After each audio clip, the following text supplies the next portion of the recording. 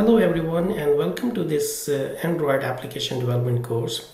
In this session we will learn how to create a basic calculator using Kotlin in Android Studio. We will also be able to understand how to place different screen elements such as buttons, edit text, text views, how to align them, and how to use the click event listeners on these different. So without further ado, let's get started. So I'm going to create, as you can see, the Android Studio is open. So I'm going to create a new project here. So click on new project, and we have different templates available, if you can see. So no activity, basic activity, bottom, navigation, empty, compose activity, and empty activity. So in this session we will be starting with the empty activity. This empty activity comes with the built-in layout and Kotlin class, the main activity. So we will be getting these two very much required components by default. So I'm going to select this empty activity, click on next, give name to your application, and I'm going to call it here basic calculator. By the way, you can give spaces here also, no problem, in the name of this project here, calculator. The package name, this one is going to be very useful, actually, one you should be familiar with. If you're interested to publish this application in the app market, then this package name should be unique, because there are millions of applications already installed. There are millions of applications already published in the App Store. So you guys need to give a unique name, and there are different ways to make this a unique name, and one of the developers recommended choice is you should reverse the domain of your business, of your company. Suppose you're working for ABC company, so you can reverse the domain like com.abc.the basic calculator.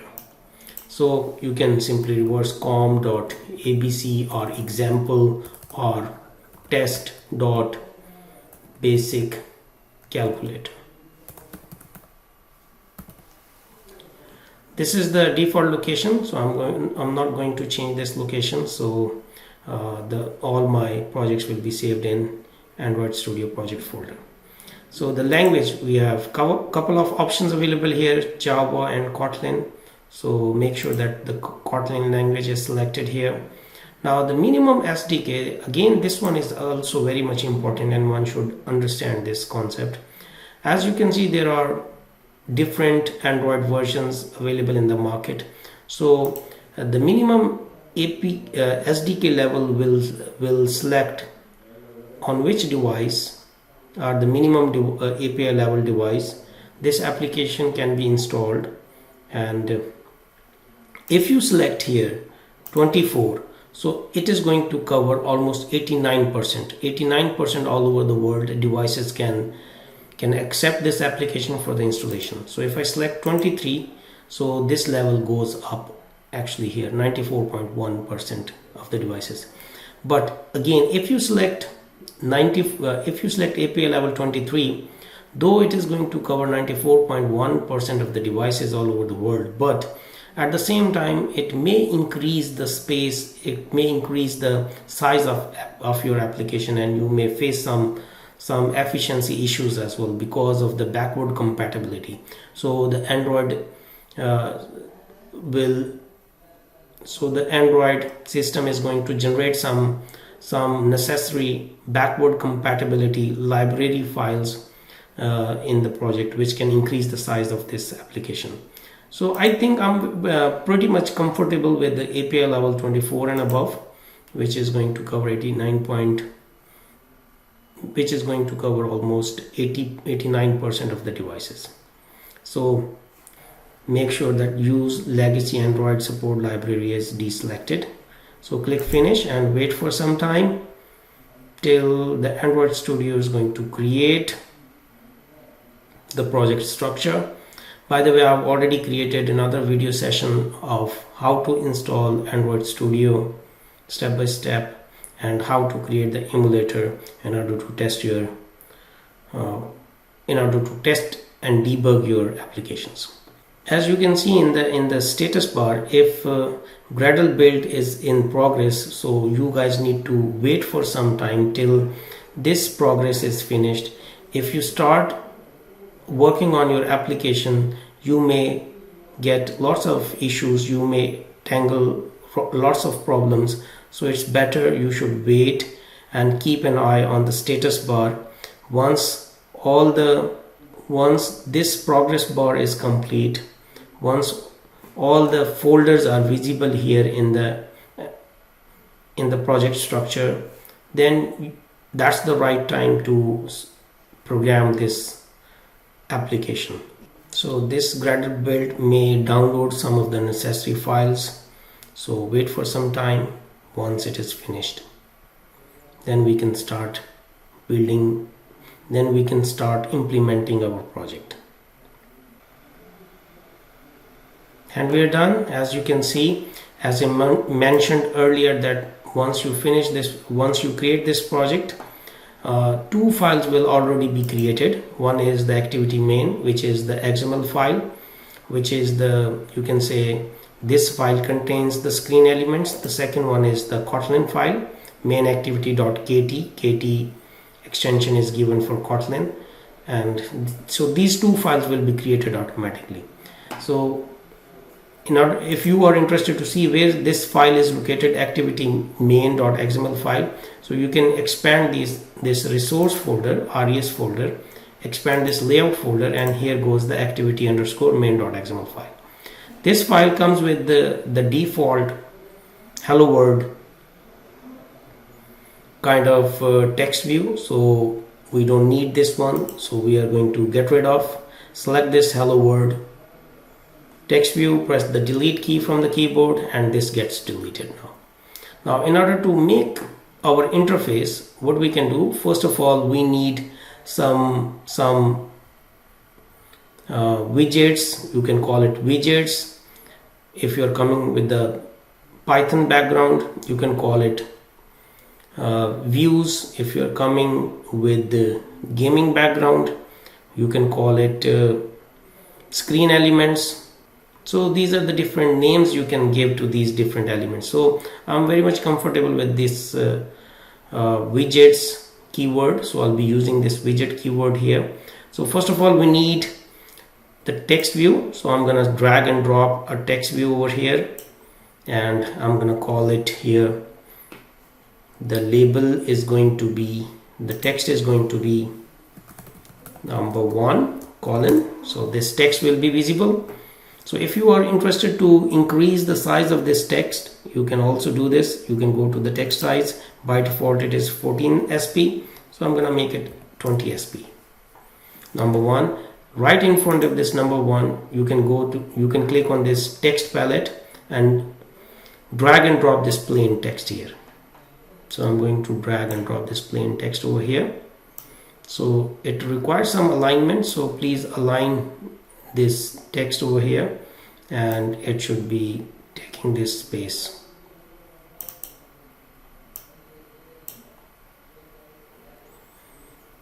So this is how we are going to place these objects. So the first one is kind of a label, it is called a text view. Second one is the plain text, which is an edit text. This is called edit text, and you can see the name over here. And next we need one more text view down below, and I'm going to call it here number 2. So we can insert 2 numbers, and we can perform some operations like addition, subtraction, multiplication, division, or some scientific operations as well. So the size of this text is going to be 20 sp, 20 scale pixels. So make sure that it is properly aligned. Similarly, we will be repeating the step, and we will be bringing this plain text in front of number 2 as well. Make sure both have the same size.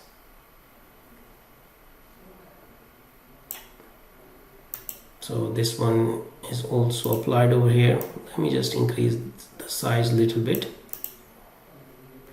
I think it is a bit.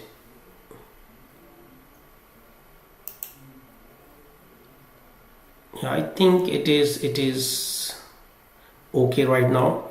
So we need few buttons also. So go to the button section and drag and drop the first button over here. So this one is button 1. So I'm going to call this button as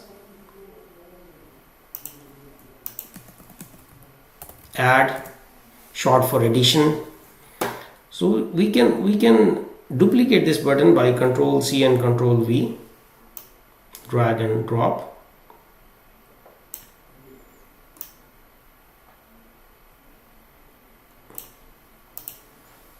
Control C, Control V, drag and drop.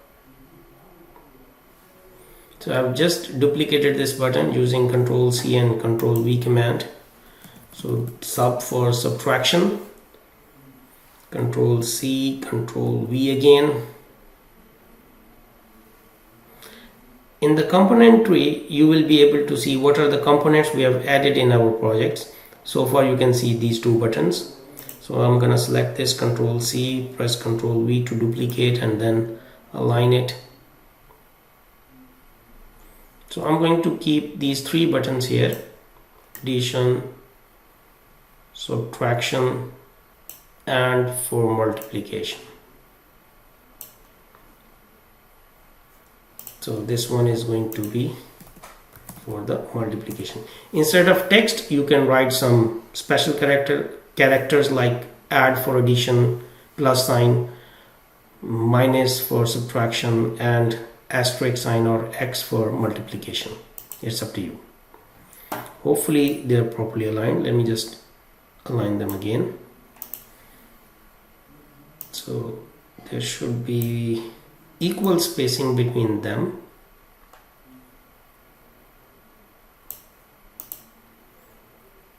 Yeah, looks okay to me. Now we need one more text view which is going to display the result. So again we will go back to text section, click on this text, drag and drop this text under these buttons, and I'm going to increase the size, adjust the size of this text view accordingly. This is going to be centered align, the result is going to be centered align, and the size of this text is going to be 20 sp. The font family, you can change this to something condensed. Let's check. You can change the font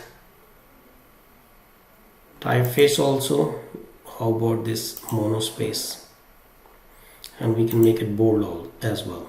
If you want to change the color, you can change the color of this font, and I'm going to make this color red. So text color is red here. So we have designed the interface here. So let's run and see the output. But first of all, okay, let me just open the AVD, Android Virtual Device. So click on this icon available in the toolbar, AVD Manager, and I've already downloaded this AVD Manager. I have a separate video on how to create an AVD, so I would like to refer to you to that video so that you can create this AVD as well. So click on this play button and again wait for some time, and you can see in the status bar starting AVD. So once the AVD is ready, we will get the control and then we will run our application. So let me close this Android Virtual Device Manager window. So once the AVD is ready, we will click on this play button in order to run this application and see the output. As you can see, still the virtual emulator is in progress. Right now it is a blank screen.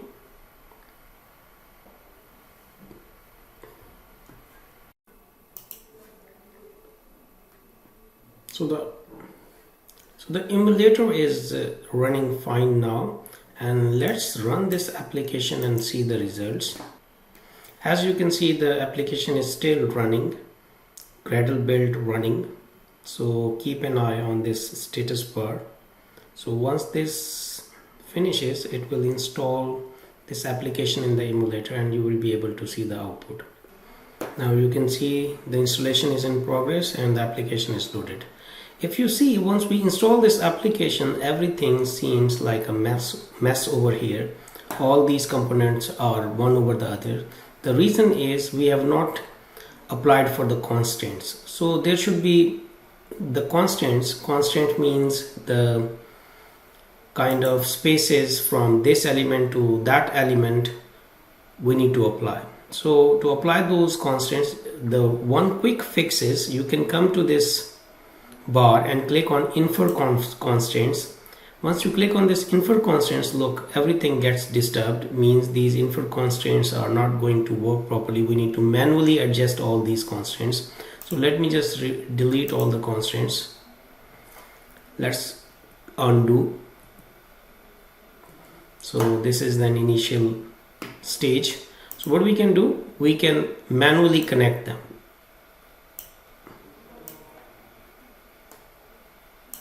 So I'm going to connect it manually and then realign. This one also needs to be connected manually. And by the way, you can see here in the component tree, the error will go away if we have connected these elements at least from the 4 sides. As you can see, it shows me the warning symbol only here. Similarly, let me connect this. So name 2 or number 2 is going to appear under this number 1.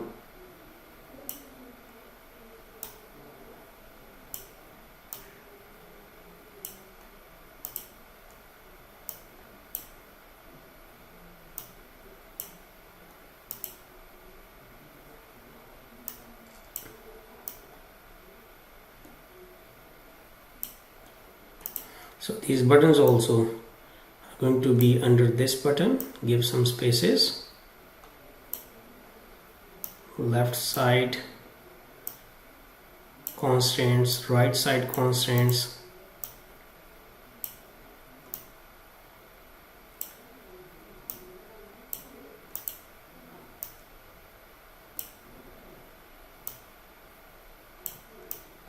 Give some spaces.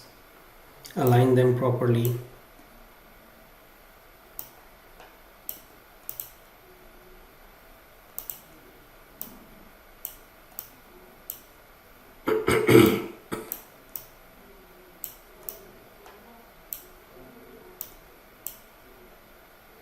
So let me run this application again. So click on this run app and see how the output looks.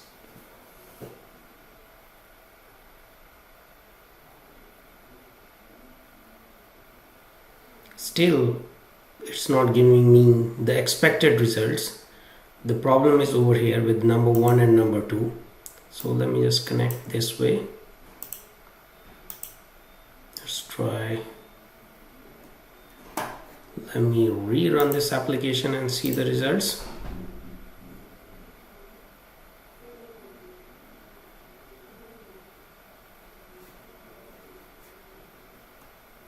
So,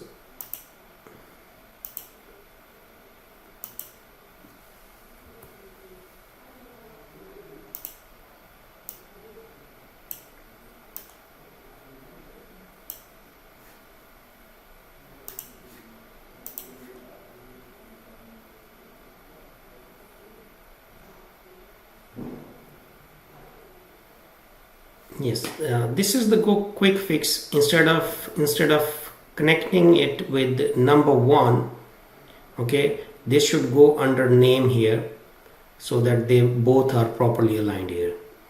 But again, if we see these buttons, they are overlapping actually, so we need to align these buttons now. So this is okay, this one is okay. Let me just connect it this way. So let's move it to a side. Let's rerun this application and see the result.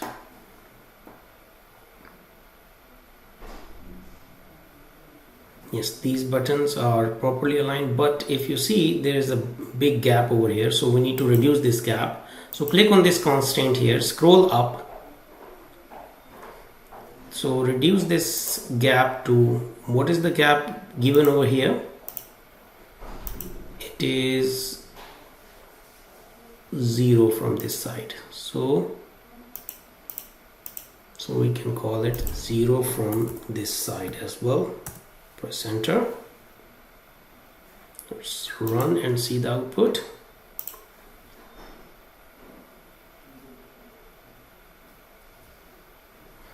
This is so close actually. So we need to give spaces actually here. So if I reduce this space to, say for instance, 36 dp. So let's rerun and see the output.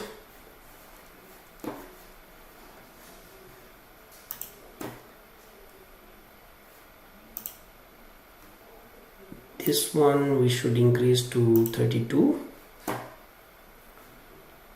the rightmost space.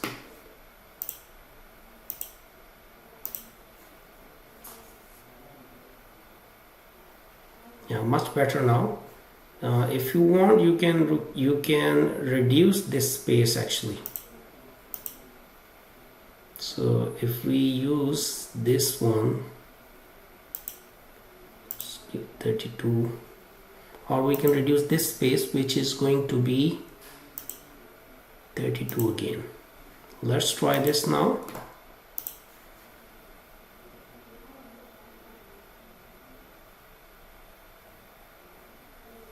I think it's much better than before now. So we have aligned these different items, but if you see, number 1 and number 2 are not aligned properly. Let me just see what is the issue over here. Yeah, let's connect this way.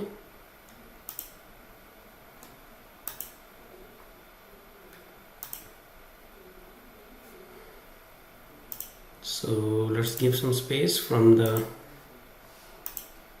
left side. Let's rerun this.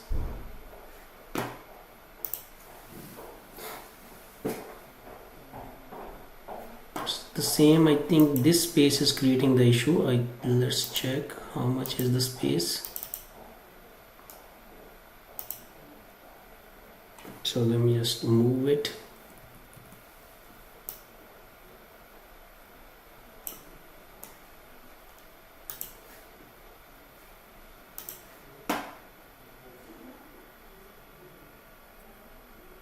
Yes, perfectly now. So this design is perfectly aligned. Now what we need to do is we need to program this. So in order to program this application, first of all we need to give IDs to these different text, to these different views available on our screen. The first one is edit text. So I'm going to give the ID in the attribute section et num1, that's the name. Press enter. Once you press enter, this dialog box will pop up for the confirmation that are you sure that you want to rename this, so that all its corresponding references should get an update that the name of this control has been changed. So click on refactor and delete this text from here and insert the hint as enter first name. Press enter. So this is going to be the hint.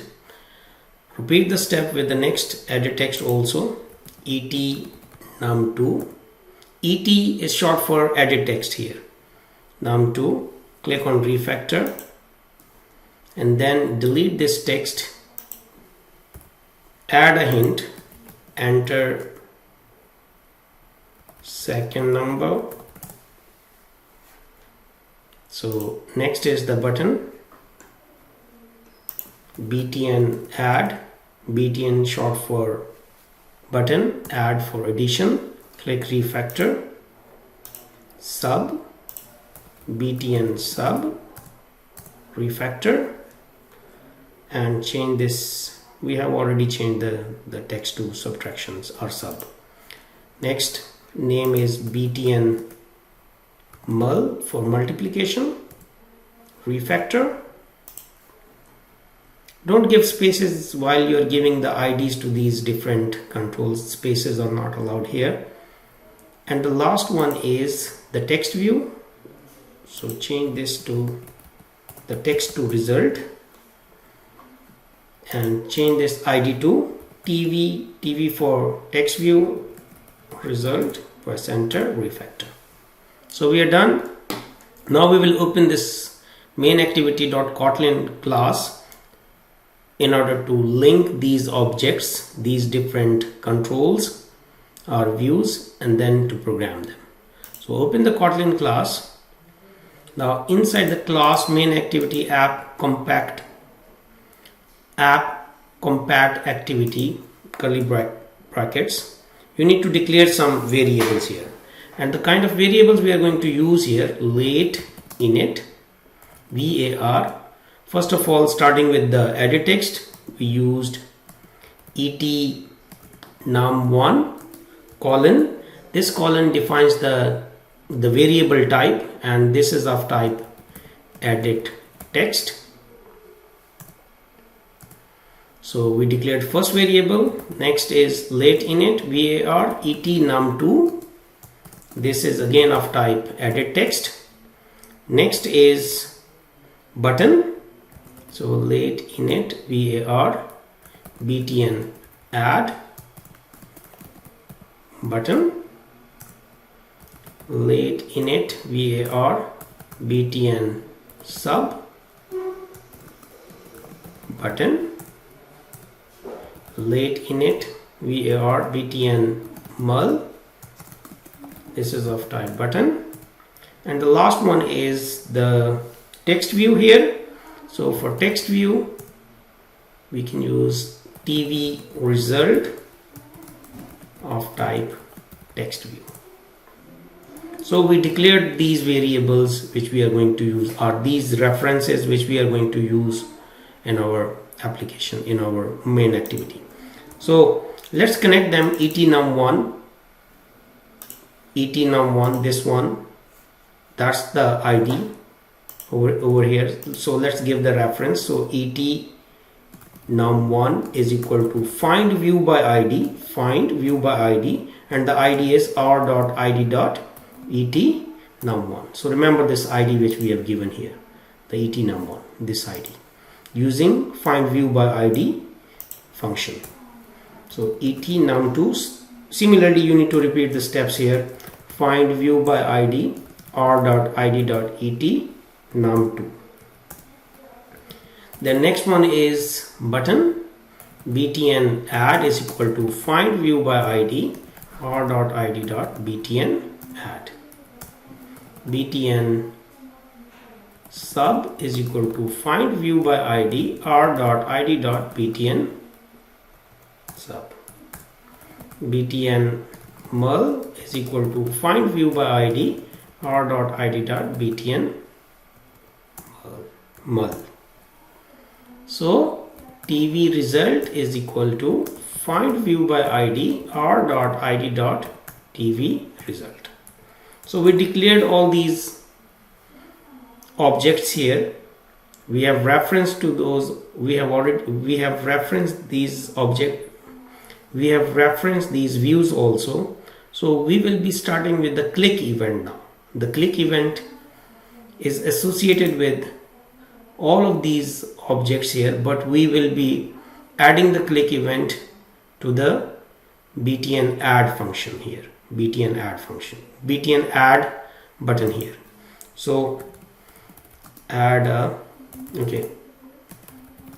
a click event to the btn add button. So when you use these double forward slashes, this will be treated as a comment in Kotlin. So btn add dot set on click listener. So we have different options here. On click listener, first one with the curly brackets, which uses the lambda function. This other one is with the parenthesis. So make sure that you are using this curly bracket lambda with the lambda function, this function. So you can double click on this. So this is going to complete this function. Now when we click on this btn add function, so what we need to do now, we need to add these two numbers. Take the two numbers num1 and num2, add them and display the result in the text view. So how to take the two numbers now? It's very simple. I'm going to declare a variable here, var number1 is equal to et num1 dot to string, convert it into string because this is going to reveal the information in string, dot to double. So we will convert this information to double because everything which you insert here, everything you input from the edit text, it is going to be in the string format and we need to typecast it also. So we need to typecast it. So we need to typecast it this one as well. So we need to typecast this one as well using double. So this will convert the result into double. Plus similarly et num2 dot get string, sorry, dot to string dot to double. So this variable should also be declared as double. So we got this result. Sorry, we need to get this result one by one. So I'm just, you can do it in one single line as well, but for your understanding, I'm just getting the input one by one. So var number2 colon, this is of type double, equals et num2 dot to string dot to double. So we got two numbers, let's add them. var sum is of type double equals number1 plus number2. Now to display this result on the text view, so we can simply call it here tv result dot set text, and we can make use of result colon plus sum. So this is going to display the sum here. That's it. So let's run this code and see the output. So what we will be doing, we will be entering number1, number2 here. Once we click on this add button, this will take these two numbers. This will take these two numbers added over here, and so what we are doing here, it will take the number1, first number in the edit text, second number in the second edit text. So once we click on this add button, take the first number, save this value to the number1 variable, get the next number, second number, save it into number2 variable, then using the sum function, using the addition operator, number1 plus number2, both numbers will be added and the result will be displayed in the text view. So let's check. The first number is, say for instance 1500. I'm using the tab key here from my keyboard.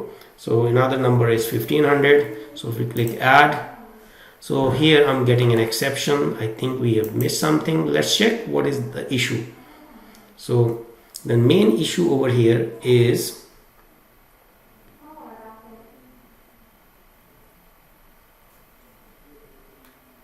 float to decimal number conversion.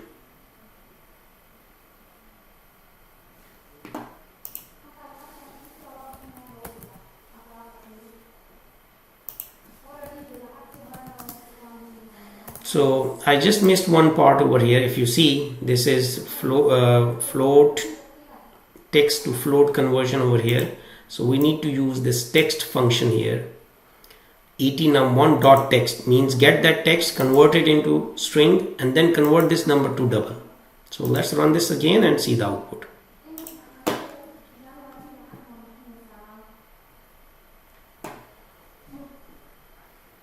So the first number is 1500, second is 1500, click add, and the result is 3000, which is as expected. So if I change this to 1600, first is 15, the result is 3100 over here, which is added over here. I hope this is clear to you all. You can pause this video and try to build the logic for other two buttons, the subtraction and for the multiplication. So you can pause and then you can work on this. So I'm fast forwarding this part here, and you can continue to complete this code over here.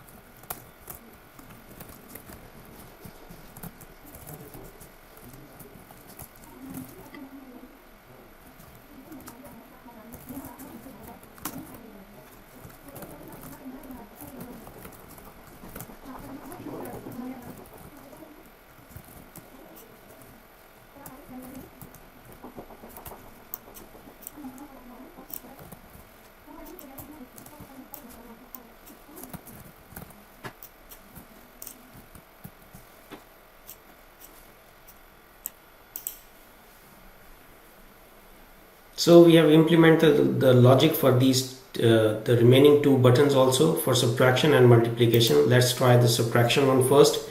1500 minus 1500, click subtract, the answer is 0. 1500 minus 1600,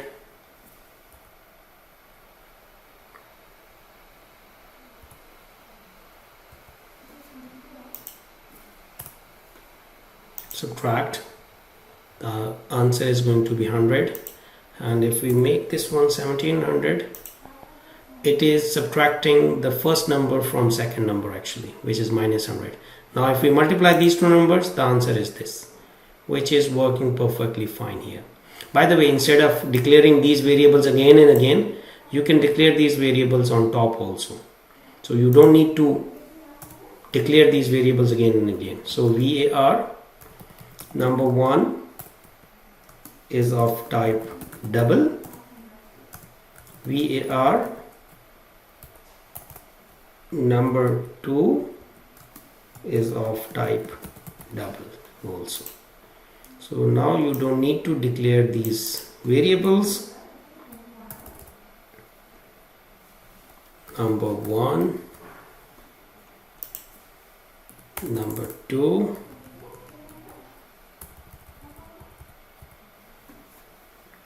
even we can declare the sum also. var sum is of type double.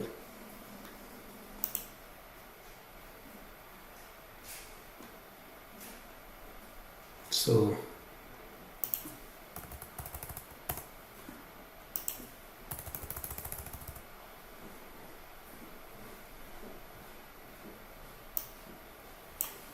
I'm just making those necessary changes here quickly.